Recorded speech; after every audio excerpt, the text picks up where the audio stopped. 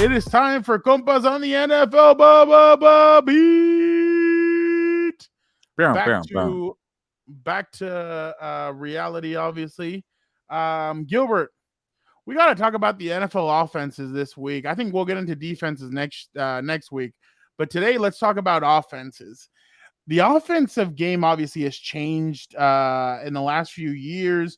I talked to Lorenzo Neal a couple of weeks ago when he was at a camp out here in San Diego and in Fallbrook, and I asked him, "What do you think about the offenses?" He tells Dan and Dago and him and I were talking about it, and he goes, "Man, can you imagine how much money LT, Phillip Rivers, all these guys, like our whole team would have made in today's NFL? Like we'd make so much money. We'd be killing. We probably would have put up double the numbers, this, that." And I just started laughing. I'm like, oh, that's the way it kind of has gone. I don't know about LT, man. He might be making the same because it has not gone up for running back. Man, well, yeah, but LT. I mean, LT was LT. I don't know. I don't know what it is about those guys that they were just built like tanks. They would carry. They touched the like LT used to touch the ball like 30 to 40 times a game, and he'd survive the whole season. And it's like these guys today. I don't know. It's just a different game, but definitely the offenses I'm excited for this year. I think there's a lot of really good offenses that retooled, that added some pieces that are going to get better. So we're going to start off with our top 5 NFL offenses. Gilbert, let's start off with number 5. You give me your number 5, and then I'll give you my number 5. Yeah, this one, like I told you, it sounds like it's going to be good news for Brock Purdy, and that's why I'm back on the 49ers bandwagon or the train, whatever you want to call it there at Levi Stadium. But, but we've seen it. Even in Brock Purdy's not there, somehow, some way, Kyle Shanahan has it's a trolley cart because they use trolley carts. Yeah, that's a good point there. It's a trolley there. Shanahan knows how to get it, has a good offensive mind there. He knows how to get them going and score points. It might not be like the sexiest way, not up and down shootout. They'll run it down your throat. They just find so many creative ways with Deebo Samuel, Christian McCaffrey, George Kittle, and then you throw in a good quarterback like Brock Purdy. But we'll see how he does overall. But if it's Trey Lance, I don't know how I will feel about that. But I like the 49ers number 5. But I think you might be feeling a little different about the 49ers being top 5. Like Brock Purdy, I just don't know who Brock Purdy is. There's a lot of unknown with him. So that's the only reason why I'm nervous about all that. And then I heard Kyle Shanahan was trying to go after Kirk Cousins, trying to go after other quarterbacks. I know they flirted with Tom Brady here or there. You can't tell me that they didn't. But I just don't know. Yeah, I just don't know who Brock Purdy is. So I'm like, I'm going to chill off of that. Number 5, I have the Kansas City Chiefs. Wow, Fernando, you have them low. Yes, I do. A little low, but it's just because I was telling you, we were talking about it the other day, Gilbert. I don't know if I get the receivers. I'm a little hesitant on. I know Kadarius Toney did a great job in the Super Bowl. Other players stepped up, but remember, they don't have a Juju Smith-Schuster this year. He looked to Juju at certain times, and I know they have Travis Kelce and everything, and I know Andy Reid is a genius. He's a mastermind. I know the guy knows offenses, but I just look at their offense, and I'm kind of questioning a little bit of what they're going to be able to do this year. I think their offense is going to take a little bit of a step back. They're coming off of a Super Bowl. Since Patrick Mahomes has come into the league, they've gone deep every single year. Exhaustion is going to start taking place a little bit. They lost Orlando Brown. They lost their right tackle.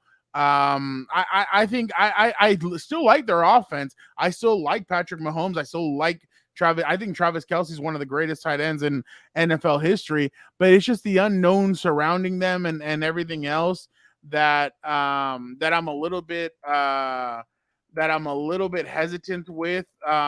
So I have them at 5th, but there is one player that has me thinking that he might be able to do some things for them. I am looking him up right now. His name is so obviously last year, this guy, Justin Ross from Clemson, he was an undrafted free agent. He got into some issues in college, and obviously he went undrafted to the Chiefs. He tore his ACL, I think, last year in training camp. But this year, he's 6'5". He's big. He's athletic.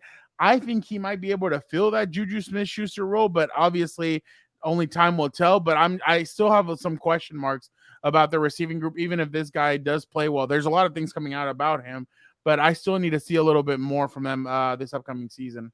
Yeah, I view them higher than top 5, but I at least you gave them the due at top 5 because like there is a lot of question marks and everything you listed. Like, yeah, shuffling the offensive line could also be a factor. I know Andy Reid's calling the plays, but you're going from, Eric Bieniemy to Matt Nagy. That's another thing right there. Also, repeating as champion is another obstacle here. Like, just because they have Patrick Mahomes doesn't mean their mountaintop journey number 2 is going to be easier. Nobody's done it in over 20 years, so that could be the other thing. So I do see some regression in the future of the Chiefs. And Dan and Diego, we're off from vacation. There's a chance for your Chargers because this could be a year where they kind of have a regression here. But go ahead. No. What I was gonna say, remember, Chris Jones sat out mini camp. He wants a new contract. Travis Kelce. People think, oh no, Travis Kelce just said he's underpaid. No, he's setting them seeds together, wanting that new contract. As soon as Justin Herbert and Joe Burrow get their contract, Patrick Mahomes is gonna sign a new one. So there's a lot. I'm not saying that either of those three guys is gonna leave or get traded, but there's still a little bit of things going there. But I completely agree with you. Yeah, and just to kind of like end the point here is like we thought last year we would be the kind of decline year because they lost a stud in Tyreek Hill, and it didn't happen. So No. that's why I have them higher in the top 5 because the one team that deserves the benefit of the doubt is the Kansas City Chiefs and Patrick Mahomes, regardless of who's on the roster. So until I see an actual decline, I'm gonna be all in on that roster there. So I think they're gonna make it work with what they have. I'm not buying the Kadarius Toney hype. I think I do like your Ross mentioned there. He might be somebody there, but I think we've seen enough of Toney here to know that he won't be like a superstar. But they're trying The to make Cats him have made their presence felt. Yeah, you saw it. Okay, the screen. They are jumping around. Number 4. Yes. This one I don't feel the greatest about, but I do like the Buffalo Bills. But when Stephon Diggs is not happy with Ken Dorsey and not happy with the philosophy, and then the Bills just really took a step back towards the down the stretch last year. But I do like Josh Allen, and maybe James Cook turns it on this year as a breakout player. They did add Damian Harris because the thing with Josh Allen, he wants to put everything on his shoulders, and when he starts becoming like a heavy lifter and being a little kind of reckless, he gets some killer turnovers. So if they help him out, this offense is going to be flowing just nicely. So I'm going to say they'll figure it out and they'll be a top 5 offense, but there are some issues there, and we'll see how it plays out with Stephon Diggs because I am monitoring that situation there. And Diggs is, as you saw in Minnesota, he could become unhappy very quickly and it can affect your season. I'm going to go with the Los Angeles Chargers. Oh, whoa. Yeah, I know. Kellen Moore's coming in. I think Kellen Moore and Justin Herbert, they keep on talking about it, this Gilbert, vertical, getting down the field. That's why they got Quentin Johnston. That's why they have Mike Williams, who I'm proposing a name change. Instead of 80-20, I think he should be 90-10. I think most of those grabs down the field, he makes them. Like, remember the one in Philly where Justin threw across his body and he made it over Darius Slay? I mean, stuff like that. Like, the dude comes up with some ridiculous catches. The only thing is the health of this team. Can these receivers stay healthy? That's going to be the question mark. But if they're healthy, this offense should be a lot better. I think Austin Eckler's numbers are going to go down in a sense, and I think Justin Herbert's going to go up. The offensive line is a lot better this year right now. Again, health is going to be a huge issue. But if the only thing I don't like, and it's a question that I see a lot of people making on Twitter, is Justin Herbert going to have designed runs? And I don't think he should at all, especially after what happened last year with the rib injury and with the shoulder. Why would you want designed runs? Like, I don't think he should do that. That's how Dak got hurt in the first place with the Dallas Cowboys a couple of years ago. That's how Josh Allen keeps on getting whacked because the Buffalo Bills keep on doing it. I wouldn't do it if I was a Chargers at all, unless it's like a red zone thing where it's like 5 yards out, you fake handoff and he walks into the end zone. Fine, but you don't want him to take extra hits. But I think this offense, if healthy, can be explosive. I think Kellen Moore is going to unlock them. I think Kellen Moore, this might be a one and done for him. He's at the doorstep. He has 1 foot into a head coaching job. I think if he does wonders with this offense and he's able to do what Joe Lombardi couldn't, I think he will have whatever head coaching job he wants next offseason. And there are some teams that I think that could come open, especially if teams have terrible years. So I'm going to go with the Los Angeles Chargers at number 4. Yeah, with the Chargers, they got to show it to me first, But no, yeah, but I do like all your points because I really feel like Joe Lombardi, like he got them to a good point, but then he was just holding them back a lot, and I think Kellen Moore can unlock that. And then if he doesn't unlock it, they'll be top 5 for sure. But we'll see how Quentin Johnson does. Does Keenan Allen still produce at a high level in year 11, right? Yeah, yeah. Can Mike Williams stay healthy? And like you mentioned, help. So, will Jarrett ever be enough at tight end? Donald Parham won't be the answer because I've seen him so many times. And then Austin Eckler, like, when's the dip going to start? He's a smaller dude. He's an older running back. So, a lot of question marks here. And I love your point about not using Justin Herbert as a design run. When you're such a great pocket passer, and you have a lot of enough weapons, why put your body on the line? Just stay and operate and crush teams from the pocket. That's why I And don't then, understand why the questions are coming. Why would you want your quarterback taking that? Remember against Pittsburgh that Sunday night football game, he's down on the ground and what's his name? Cameron Hayward comes up and kind of like throws an elbow, like even though he said he didn't. Justin said he didn't know, he didn't feel anything, but come on, like you don't want your quarterback taking hits like that. If anything, maybe Justin will run on his own more because last year I don't think he trusted the ribs, so I feel like that's why he didn't take off and run a lot more. I feel like this year, if healthy, he'll take off and do a little bit more with his legs, but don't do a designed run and let him take those kind of hits. You don't want him to take any of those. It's kind of like the Josh Allen, effect there. Like when he does too much, that's when trouble happens. So Exactly. I think you shouldn't. He tried to do too much in that Bengals game in the AFC divisional game. He tried to do too much. He's good at it. I'm sure Justin Herbert is too. But yeah, I don't like that approach. But we'll see how the Chargers do. Number 3. Yeah, so I already touched on the Chiefs here, and I'm just gonna go to my point. I'm giving Patrick Mahomes the benefit of the doubt. He is the best quarterback in the game, and when you're the best, quarterback, the guys like I always think about Peyton Manning and I know Peyton Manning has some good weapons, but Peyton Manning, Tom Brady, they make the receivers better. Like for a long time, Drew Brees pretty much just had Marcus Colston, but he made them pretty good. Like if you make these guys better, you're a good quarterback, and I think that's what Patrick Mahomes does there. So. But again, it's a lot of moving pieces. We'll see. But again, I will trust them top 3. And I felt wrong putting them top 3. Like they could have been 1 or 2. But again, I'm not, I don't feel too confident about all the moving parts though. Buffalo Bills are number 3 for me. I'm with you. I'm a little hesitant about their offense. The Stephon Diggs and the Stephon Diggs thing, I think, is more serious than what people are alluding to because remember. What's his name walked in, the head coach, Doug McDermott, walked in and said, I'm concerned, I'm worried. And then the next day, he's like, oh, wait, nothing happened. Like, we're all good. You guys just overblew it. No, like, you came in and you said you were worried. Something must have happened. He said very concerned, very. Yeah, very concerned. Yeah, exactly. So there are some issues there, and we all know how Stephon Diggs is. I know Charger fans try to get under Bills fans' skin because I guess he liked the NFL Instagram put out a video of Justin Herbert throwing the football down the field. And somebody said at Stephon Diggs, you like that, don't you? He's like, that boy's got a cannon. It must be nice or something like that. And so Charger fans are like, oh, we should trade for Stephon Diggs. And I'm like, why are you guys trying to add coal to the fire? Like, you guys need to chill. But I think the Bills, if everything's cool and if they can put everything aside, I think their offense should be a lot more explosive. Dalton Kincaid, like I said, tight end, he was drafted first round. I remember in the video they said, oh, we were nervous about the Charge, but the Charge went Quentin Johnston. They were able to come up and draft Dalton Kincaid. I think that offense will be a lot better, but yeah, I also have them number 3. Number 2. Yeah, I still like the Philadelphia Eagles. I know they lost friend of the show, Shane Steichen.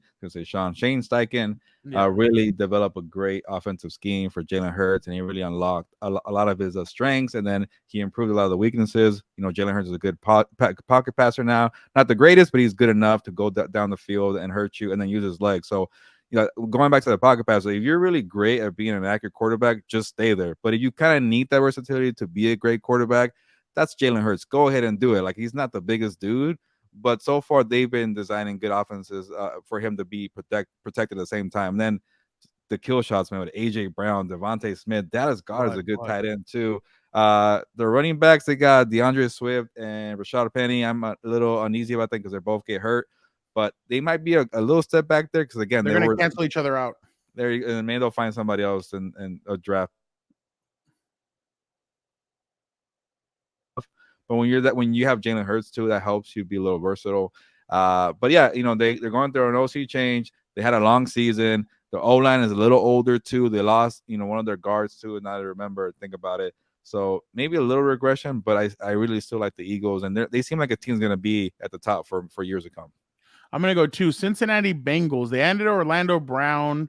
I think their offense is going to be very good. I think they're going to be explosive. Um, the running back position, I know Joe Mixon is still there, but they lost P. Ryan to the Broncos, who's going to be the backup running back. Because for last year, at some points, P. Ryan was way more like explosive and was helping out their offense a lot more than Joe Mixon was. So I'm interested in that. Tight end position, I'm a little bit hesitant on as well. But I think the Cincinnati Bengals have Joe Burr. I think the dude is explosive. I think the dude has all the tools. He has the confidence. He was at the white party a couple of weeks ago. You saw him smoking a cigar.